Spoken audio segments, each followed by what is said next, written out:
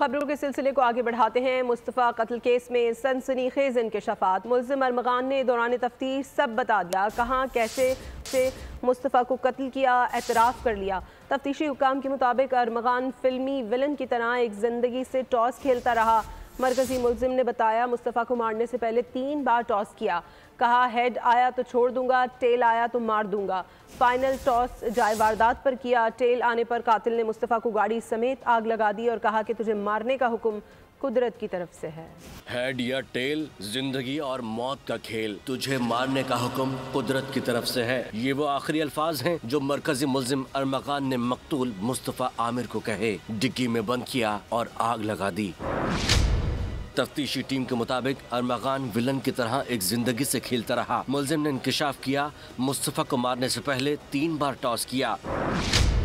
पहली बार रॉड मारने पर मुस्तफ़ा जख्मी होकर भागने की कोशिश कर रहा था। अरमगान ने उसे रोका और कहा, टॉस होगा, अगर हेड आया तो छोड़ दूंगा, टेल आया तो मार दूंगा। मुल्जिम ने सिक्का उछाला, टेल आया और मुस्तफ़ा के सर पर दूसरी बार रॉड मार दिया। मुल्जिम ने एक बार फिर टॉस करने का कहा, सिक्का उछाला, फिर टेल आया तो एक बार फिर मुस्तफ़ा को मारा।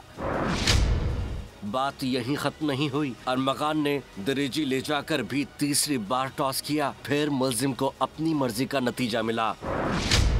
टेल आया तो उसने मुस्तफ़ा को आग लगा दी और जाते जाते ये अल्फाज कहे, तुझे मारने का हुक्म कुदरत की तरफ से है।